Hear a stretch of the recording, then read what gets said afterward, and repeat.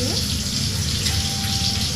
Madhumita's mix ব্লগে সবাইকে স্বাগত জানিয়ে আবার একটা নিউ ব্লগ শুরু করলাম। আশা করি সবাই ভালো আছেন।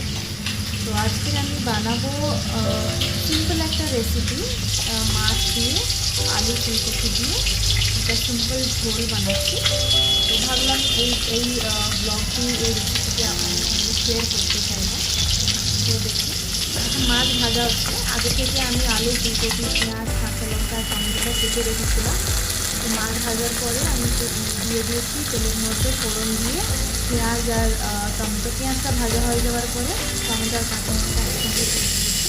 তারপরে এটা সামানোর পরে মশলা ধনে পাউডার, জিরা পাউডার, লঙ্কা পাউডার, নুন হলুদ দিয়ে ভালো করে কষিয়ে তারপরে সবজিগুলো তুলে দিয়েছি। সবজিগুলো তুলে দেওয়ার পরে ভালো করে সব কষিয়ে একটু জল ঢেলে দিয়েছি।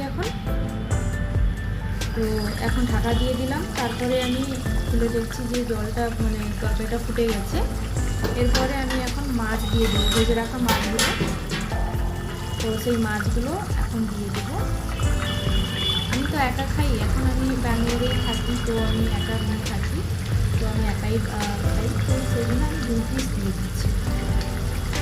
2 পিস দিয়ে দিলাম। এরপরে একটু নেড়ে ঢাকা দিয়ে দিই। ভালো করে একটু নেড়ে নেব।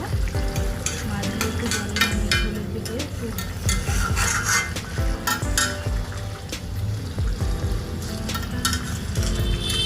ভালো করে নেড়ে দিয়েছি। এইবারে ঢাকা দিয়ে দেবো। একটু সেদ্ধ হতে হবে, তো সেদ্ধ করার জন্য ঢাকা দিয়ে দেবো। তো ঢাকাটা খুলে একটু দেখুন আপনাদের এখন মাছের ঝোলটি রেডি হয়ে গেছে।